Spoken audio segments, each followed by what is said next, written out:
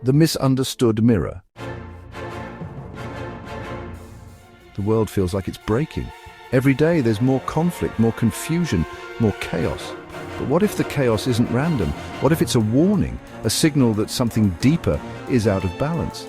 This essay isn't about telling the future. It's about how we see the world, how we fool ourselves, and what happens when we do. We'll talk about Nostradamus not as a prophet, but as a mirror. He didn't predict events, he predicted us. Nostradamus wrote poems that people say predicted big events. But the truth is, he made them vague on purpose. Why? Because he knew people would read them and see whatever they wanted to see. He wasn't trying to be a fortune teller. He was trying to show us that we make up stories when we're scared or confused. He was holding up a mirror to human belief. Humans hate not knowing things, so when something big or scary happens, we try to explain it, even if we don't really understand it. We believe rumors, make up patterns, and convince ourselves we're right. That's why Nostradamus wrote the way he did. He knew people would twist his words into whatever they believed.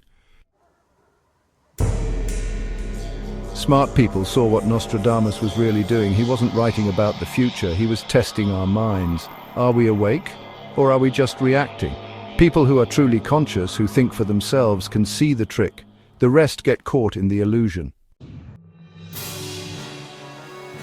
Now let's talk about the whirlpool theory. Think of reality like a giant spinning spiral. Everything moves in cycles, planets, storms, emotions, even ideas. When things spin in balance, they work. But when they spin out of control, chaos comes. Right now, humanity is spinning way too fast. We're out of sync with nature, each other, and ourselves. That's why everything feels like it's falling apart. The spiral is breaking down. When a whirlpool spins too fast, it pulls everything into it. That's what's happening now. The correction is coming, and it won't be gentle. But this isn't punishment. It's nature's way of resetting the balance. Nostradamus didn't want us to worship his words. He wanted us to realize how easily we fool ourselves. The real prophecy is not what will happen. It's what we choose to believe and how that shapes what does happen. Rome used to be strong because power was shared. But over time, leaders got greedy, the rich got richer, and the people gave up. Rome didn't fall because of enemies. It collapsed from the inside. That's what happens when the spiral gets out of balance. Rome was a warning. When people didn't understand things like sickness or bad luck, they blamed witches.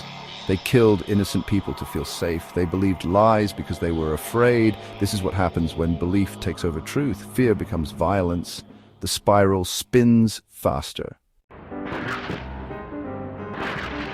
Germany, after World War I, was broken. Hitler gave people someone to blame. He told them lies that made them feel powerful again, and people believed him because it felt better than the truth. That belief turned into war and genocide. This is the darkest side of human belief, when lies feel more real than reality. Now, we all live in our own digital bubble. The internet shows us more of what we already believe. It doesn't care what's true, it only cares about what keeps us clicking. So now, everyone lives in their own reality. Truth is falling apart. The spiral is speeding up again. Clickbait, the new prophecy trap. Nostradamus wrote in a way that made people think. He left blanks for us to fill. But now, we have something much cheaper, clickbait. Nostradamus, from the sky will come a great king of terror. People imagined comets, bombs, aliens, you name it. Clickbait, you won't believe what happened after she opened the door. You click, it's nothing. Both use vagueness to pull us in. But the goal is different. Nostradamus used it to wake us up. Clickbait uses it to keep us asleep. Clickbait feeds our need for certainty, fear or ego. It makes us feel like we're learning something, but we're not. We're just feeding a machine that gives us what we want, not what we need. It's the same psychological trap, but now it's automated, and it's everywhere. Here's the truth, we can still stop the collapse. We can still realign with the spiral, but we have to do the hard work. Stop believing everything that feels good.